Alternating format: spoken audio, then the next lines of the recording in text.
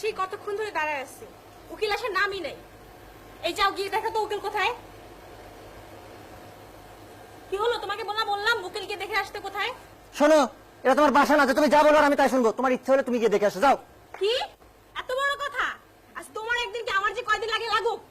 এই আস্তে আস্তে আস্তে পিটাপিটি ভাই বোনের মতো ঝগড়া করতেছেন কি হয়েছে? আস্তাগফিরুল্লাহ, আমরা পিঠাপিঠি ভাই বোনের জন্য কোন দুঃখে? আমরা তো স্বামী স্ত্রী। স্বামী স্ত্রী? বিয়ে হয়েছে কতদিন? 9 বছর। 9 বছর? তাহলে তো ঠিকই আছে, ভাই বোন। মানে আসলে বিয়ের 7-8 বছর পর স্বামী স্ত্রী ভাই বোন হয়ে যায়। এত বছর ধরে আর কি ফিলিংসটা থাকে না, বুঝেন না কেন? তোমার জ্ঞানের কথা বাদ দিয়ে আমরা এখানে এসেছি ডিভোর্স করাতে। আমরা আলাদা হতে চাই, আমাদেরকে আলাদা করুন। ডিভোর্স? আপনাদের লাভ ম্যারেজ না arrange marriage? Revenge marriage. Revenge marriage এটা কি? প্রথমে লাভ হয়েছিল, তারপর ফ্যামিলির সম্মতিতে অ্যারেঞ্জ ম্যারেজ হয়েছে, আর এখন একজন আরেকজনের উপরে রিভেঞ্জ দিচ্ছি, প্রতিশোধ। আচ্ছা ডিভোর্স কেন নেবেন তাই বলেন তো? ও সংসারে শুধু অশান্তি আর অশান্তি। কি আমার সংসারে অশান্তি? ভাই আমি আপনাকে একটা কথা বলি, আমার সংসারের মতো শান্তি আপনি কোথাও খুঁজে পাবেন না। আমার বাসায় গিয়ে বসলে আপনার মনে হবে জান্নাতের সুবাতাস বইছে। হ্যাঁ বইবেই তো, তোমার বাসার সব ফ্যান তো মসজিদ থেকে চুরি করা।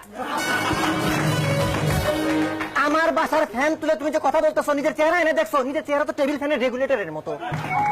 তুমি নিজের কোনোদিন আয়নায় দেখছো? তোমার তো বাথরুমের বদনার মতো দেখতে লাগে। এই, খবরদার মিথ্যা কথা বলবে না। আমার বন্ধুরা বলেছে আমার চেহারা দেখতে চায়ের কেতলির মতো, আর ওরা মিথ্যা কথা বলে না। হ্যাঁ সারাদিন তো বন্ধুদের সাথেই থাকো, আমার কথা তো মনেই থাকে না। আর তুমি তুমি তো সারাদিন সিরিয়াল নিয়ে পড়ে থাকো। আমি কখন অফিসে যাচ্ছি, কখন অফিস থেকে বাসায় ফিরছি, সে খেয়াল তোমার থাকে না। কিন্তু কোন সিরিয়াল কখন কোন চ্যানেলে কয়টায় তা তো তোমার ঠিকই মনে থাকে।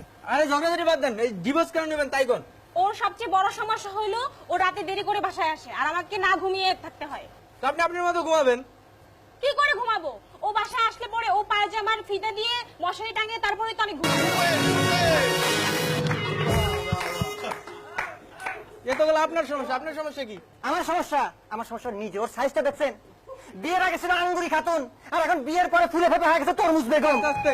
তো আপনারা সিদ্ধান্ত নিয়েছেন ডিভোর্স করবেন? হ্যাঁ অবশ্যই। তো ঠিক আছে, আপনাদের ফর্ম দিচ্ছি, এটা ফিল আপ করেন। আচ্ছা আমরা আলাদা হয়ে গেলে আমাদের বাচ্চা কাছে থাকবে? আপনার বাচ্চা আছে? হ্যাঁ 5 বছর। বাচ্চার বয়স 5 বছর। তো আপনার কত? এই তো সামনে নভেম্বরে 24 হবে। এই মৃত্যু 24 না 34? এটা তোমার ফেসবুক আইডি না যে তুমি যা বললো মানুষ তাই বিশ্বাস করবে। আপনার আলাদাই যখন আমার বাচ্চা নেওয়ার কি দরকার ছিল? ওর সাথে পাশাপাশি ঘুমাতে আমার বিরক্ত লাগে, তাই বাচ্চা নিয়েছি। ও আমাদের মাঝখানে ঘুমায়।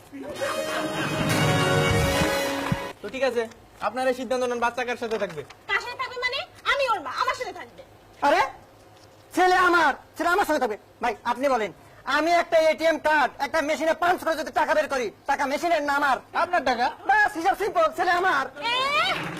গ্লাস আমার, পানি আমার, চিনি আমার, আর 2 ফোঁটা লেবুর রস দিয়ে শরবত তোমার হয়ে গেল।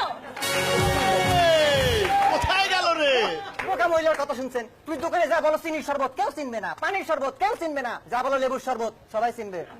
হিসাব সিম্পল, ছেলে আমার। না, ও আমার কাছে থাকবে। জি না, ও আমার সাথে থাকবে। না, ও আমার কাছে থাকবে। এই ফোন বাজে কার?